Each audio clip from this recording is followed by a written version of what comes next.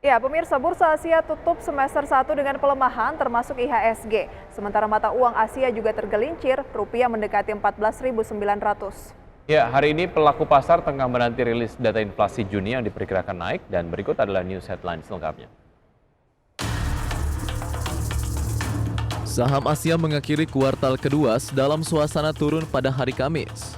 Tekanan ini terjadi di tengah kekhawatiran Bank Sentral akan inflasi. Indeks Hang Seng di Hong Kong melemah 0,57%, Kospi Korea Selatan turun 1,91%, di bursa saham Jepang, indeks Nikkei 225 turun 1,54%. Adapun IHSG turun 0,44% pada penutupan Kamis 30 Juni kemarin ke level 6.911.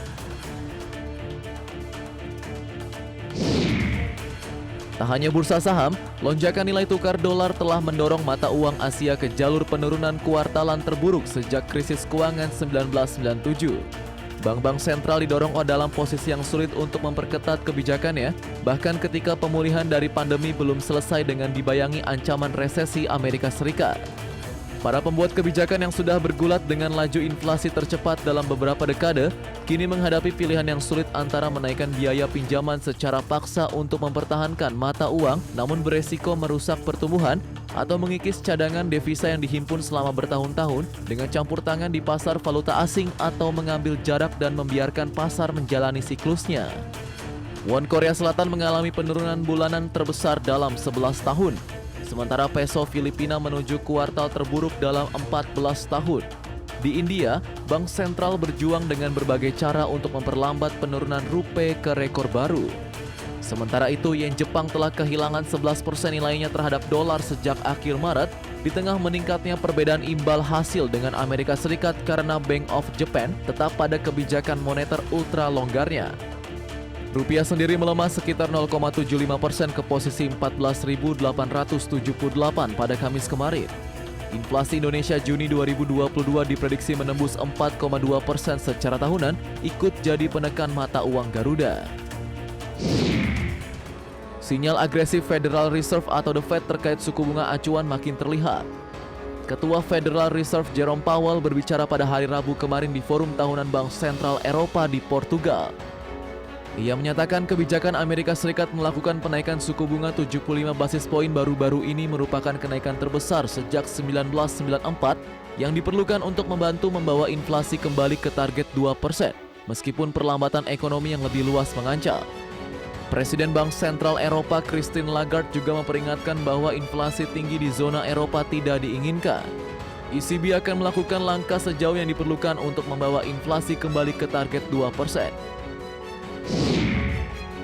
Dari dalam negeri, memasuki awal Juli, pelaku pasar terus memantau perkembangan inflasi pada Juni 2022 yang akan rilis hari ini.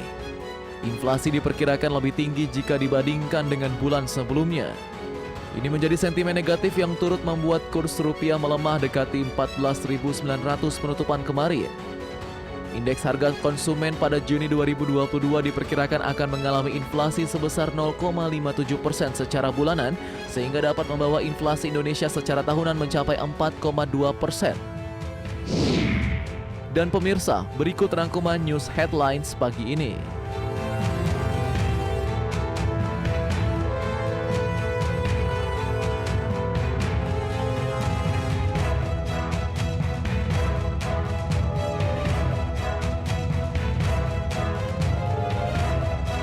Apakah hari ini IHSG di sesi 1 akan berlangsung moderat saja pergerakannya gitu nanti data inflasi di bulan Juni, karena secara perkiraan ini akan naik jika dibandingkan dengan bulan sebelumnya. Nanti kita akan cross check ke analis yang kemudian kita sudah terhubung nih melalui aplikasi Zoom. Ada Bapak Arya Santoso, Presiden Director dari CSA Institute. Selamat pagi Pak Arya.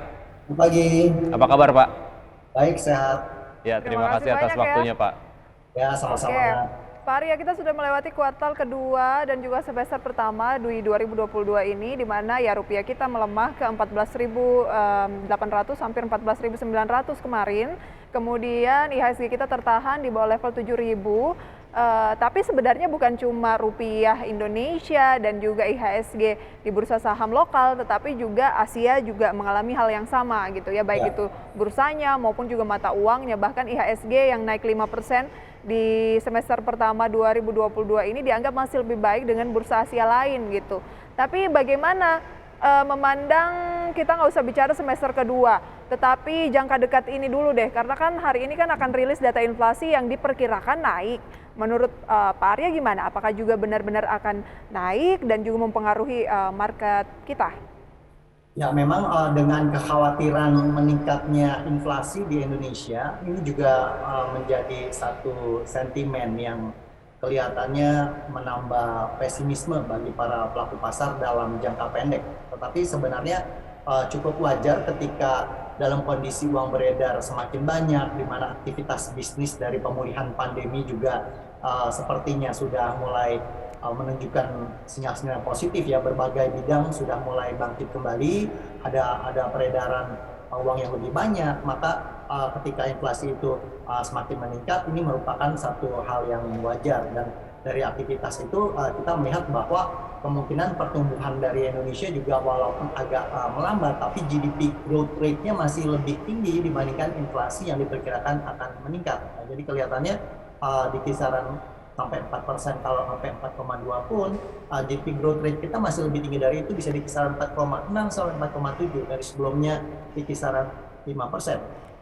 Jadi dalam kondisi seperti ini, Indonesia masih cukup positif ya kalau kita lihat pertumbuhan indeksnya juga, bagaimana peningkatan di tahun ini sempat sampai ke 7.355 ya, walaupun di bulan Mei sempat terjadi pelemahan bahkan sampai ke 6.500, tapi kita melihat cukup menjanjikan secara jangka menengah panjang. Indonesia masih cukup baik ya dari indikator yang kita bisa lihat secara makro. Level maksimal inflasi yang masih friendly lah untuk kondisi fundamental di Indonesia berarti tadi di angka 4,7 sampai dengan 4,8% ya Pak Arya? 47, 4,8 itu masih kelihatannya tidak sejauh itu ya inflasi kita di waktu-waktu ini belum sampai sejauh itu, tapi GDP growth rate kita di kisaran itu ya. Jadi kelihatannya belum melebihi dari GDP growth rate kita, jadi masih cukup baik ya. Jadi kalau misalnya nanti rilis data BPS menunjukkan inflasi inti year on year-nya 4,2, karena ada yang memproyeksi bisa sampai segitu,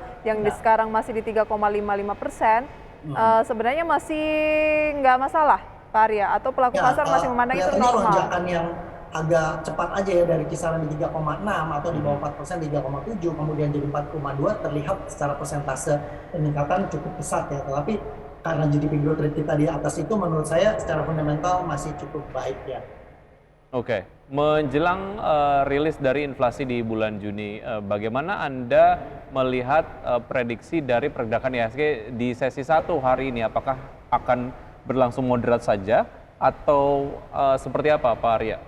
Ya, sepertinya masih konsolidasi, cenderung ada pelemahannya. Kita melihat bahwa di level terendah dalam pergerakan minornya itu sempat di tanggal 20 Juni ya, 20 Juni.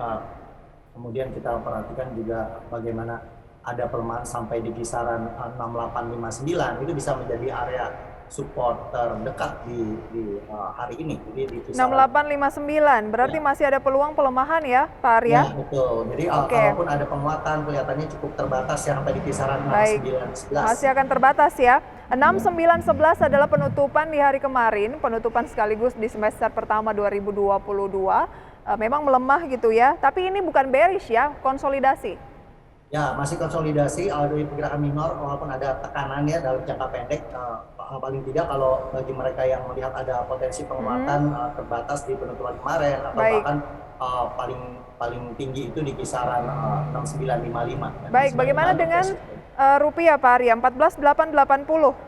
Ya, 14.880 sampai 14.920-an itu masih merupakan kisaran yang wajar untuk pergerakan dari rupiah, US dollar rupiah ya. Jadi kita kita lihat bagaimana sentimen global maupun regional, kemungkinan di pertengahan tahun seperti ini, siklusnya bahkan sampai bulan Agustus September, kelihatannya itu masih agak volatile ya. Jadi itu masih cukup wajar di kisaran itu, bahkan level psikologis 15.000 sementara belum tertembus, itu masih cukup baik untuk ekspor impor. Oke, sektor-sektor yang terimplikasi positif lah di balik pelemahan nilai tukar rupiah terhadap dolar Amerika Serikat sendiri seperti apa Pak Arya? Seperti Anda kemudian tadi sampaikan, ini pelemahannya masih dikategorikan wajar begitu ya. Sektor-sektor yang menarik dan terimplikasi positif dengan hal ini apa saja? Ya tentu yang berhubungan dengan ekspor ya atau konsumsi domestik yang komponennya produksinya tidak terlalu besar impor dari luar negeri. Jadi bagi komponen-komponen produksi yang cukup besarnya dari justru dari dalam negeri. Kelihatannya di Indonesia GDP growth itu disumbangkan cukup besar dari manufacture dan kemudian juga infrastruktur ya, walaupun infrastruktur programnya kelihatannya masih agak diredam, tidak terlalu agresif, tetapi masih menyumbangkan cukup besar juga dari GDP growth di Indonesia. Oleh karena itu yang diuntungkan adalah memang walaupun nilai tukar itu akan menekan juga akan meningkatkan suku bunga, jadi yang tidak terlalu sensitif relate dengan kenaikan suku bunga itu masih diuntungkan, yang berhubungan dengan ekspor ke luar negeri dan produksi-produksi manufacture yang komponennya lebih banyak dari produksi domestik. Ya, apakah emiten-emiten berbasis ekspor Anda rekomendasikan untuk hari ini? Nanti mungkin kita akan lihat. Kita lihat dulu Wiki ya, deretan saham-saham pendorong IHSG semester pertama 2022 ini justru saham batubara, tapi bukan batubara yang yang blue chips gitu ya. Ada BIAN atau BYAN, PT Bayan Resources Tbk, level 77.950 dan level ini adalah yang secara nilai termahal di bursa gitu ya. Kinerja semester 1 naik 213,6%, sehingga berkontribusi mendorong IHSG sebesar 35%, dan ini adalah sektor batubara. Kemudian pemirsa, emiten kedua yang menopang IHSG di semester pertama adalah Goto atau PT Goto Gojek Tokopedia Tbk, yang level penutupan kemarin di 388, kinerja semester 1 naik 14,8%, berkontribusi mendorong IHSG 29% dan berasal dari sektor teknologi. Emiten lainnya pemirsa selain Bayan dan juga Goto adalah BMRI berkontribusi 15,2%, ADMR berkontribusi 15%, dan Astra Internasional berkontribusi 14%. Pak Arya, bagaimana melihat kontribusi dari saham-saham yang menjadi pendorong indeks harga saham gabungan semester 1? Apakah juga mencerminkan semester 2 atau akan lebih banyak berubah? Ya, kita melihat bahwa dari sumbangsih bobot ya terhadap indeks harga saham gabungan, memang kita memperhatikan bagaimana market cap dari beberapa emiten yang cukup besar ya bobotnya, seperti tadi Goto masuk ke top 3, kemudian Mandiri ke top 5, kemudian Bayan itu masih masuk top 10 ya. Jadi kelihatannya dengan bobot yang cukup besar itu akan mempengaruhi indeks harga saham gabungan, walaupun tidak mewakili sepenuhnya bagaimana kondisi perekonomian di Indonesia. Jadi contohnya kalau seperti Bayan itu ada sentimen dari peningkatan harga batu bara ya, kemudian untuk Goto aktivitas dari perdagangan, walaupun konsumsi dari dalam negeri atau domestik sendiri itu juga tidak sepenuhnya dicerminkan dalam pergerakan saham Goto. Jadi kelihatannya di semester 2 kita juga perlu memperhitungkan sektor dari infrastruktur yang kemungkinan akan membaik, bagaimana anggaran sudah selesai disusun sampai di kuartal 2, kemungkinan eksekusi anggaran itu di kuartal 3 dan 4 alias di semester 2 itu juga akan mulai terlihat di untuk construction. Oke, nanti akan kita ulas begitu ya. Kalau begitu Anda merekomendasikan saham apa justru di hari Jumat ini dan juga ke depan? Kita jeda terlebih dahulu Wiki ya. Ya, analisanya juga akan kami hadirkan usai jeda berikut. Tetap bersama kami akan segera kembali. Ya, terima kasih Anda masih bergabung bersama kami dan kami masih berbincang bersama Bapak Arya Santoso, Presiden Director dari CSA Institute. Dan kita akan lihat terlebih dahulu saham-saham yang direkomendasikan oleh Pak Arya di hari ini, seperti Anda bisa saksikan di layar televisi.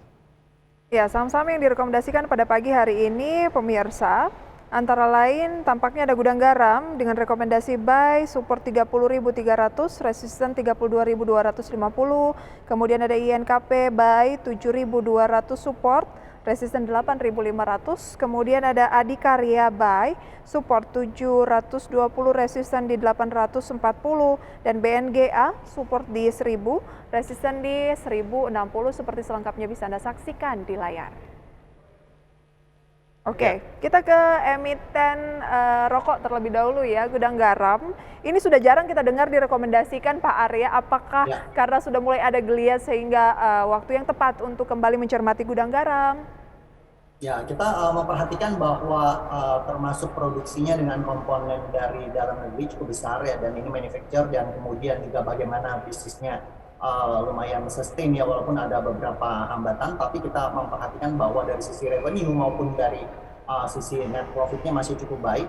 Kemungkinan dengan peningkatan bisnis juga dan bagaimana daya beli meningkat, maka sektor konsumsi ini sebenarnya ada beberapa yang menarik, tapi kita pilihkan Gudang Garam karena ada sentimen dividen dengan yield yang cukup besar, yaitu sekitar 7%. Oleh karena itu sentimen jangka pendeknya juga akan cukup baik ya, jadi dipilihkan Gudang Garam untuk hari ini.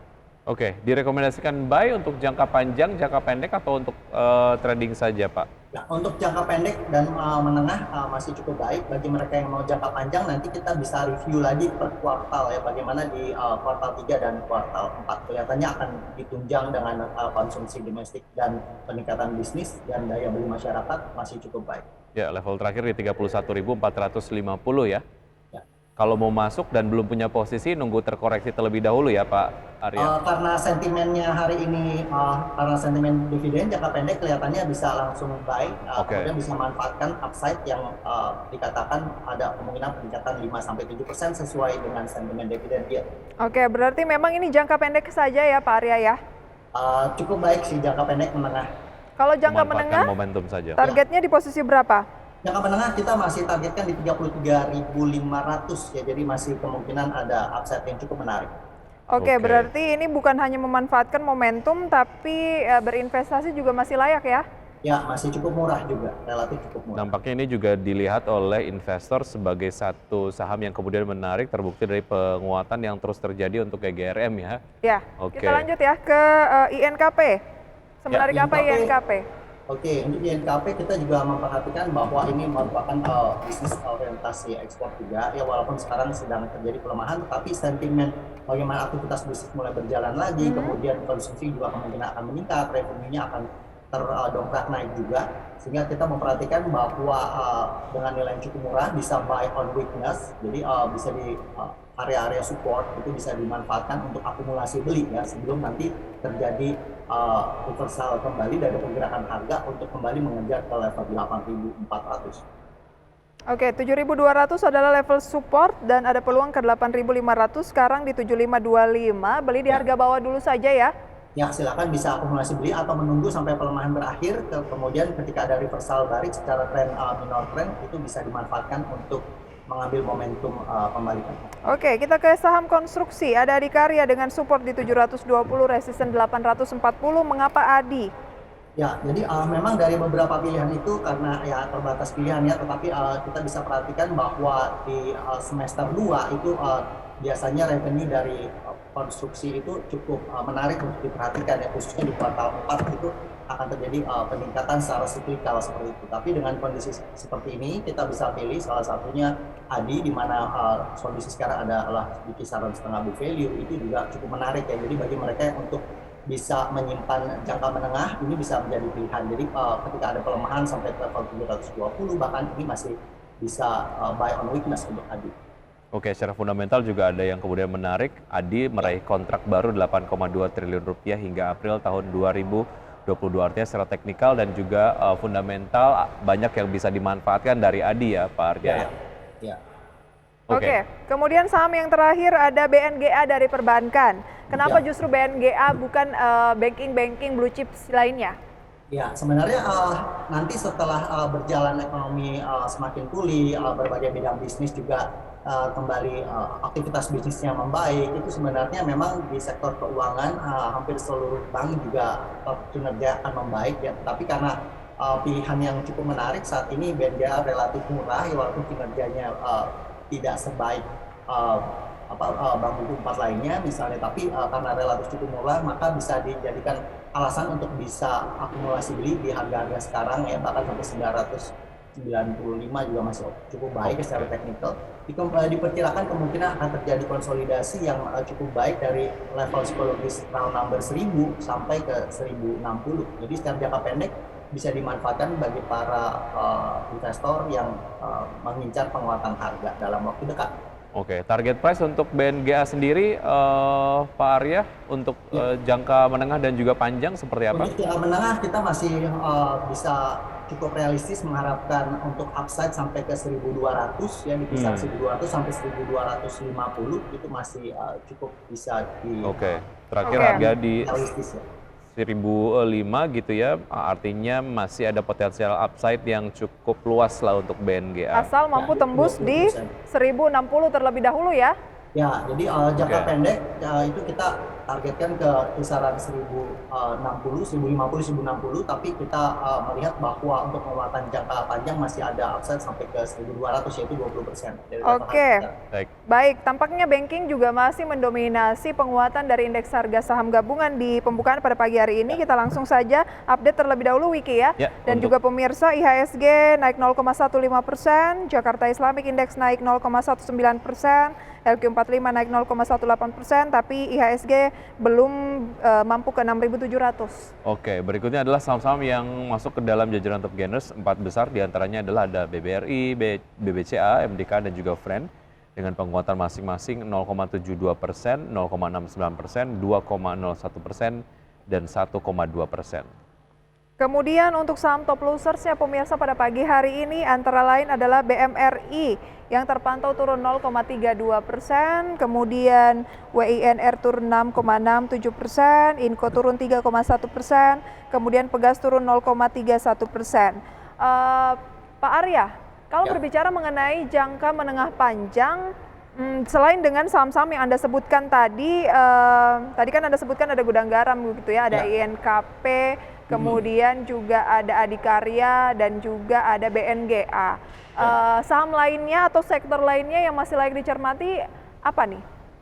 Ya, sebenarnya kalau di sektor farmasi itu masih cukup baik ya, tetapi kita melihat bahwa karena itu banyak komponen yang juga impor, sehingga pelemahan dari rupiah terhadap US dollar itu akan cukup menekan dari sisi biaya. Jadi untuk cost efficiency jadi tidak terlalu menarik ya. Tapi kalau seperti kita perhatikan TSPC itu juga ada sentimen dividen ya, walaupun kelihatannya nggak semua investor cukup tertarik ya dengan dari sisi likuiditas pergerakan harga sahamnya dengan konsolidasinya sekarang di kisaran 1.400 ya. Tapi pada akhirnya sebenarnya sektor ini cukup sustain bisnisnya ya, seperti KLBF juga ya, itu ada consumer goods-nya juga yang menjadi satu sentimen cukup baik ya.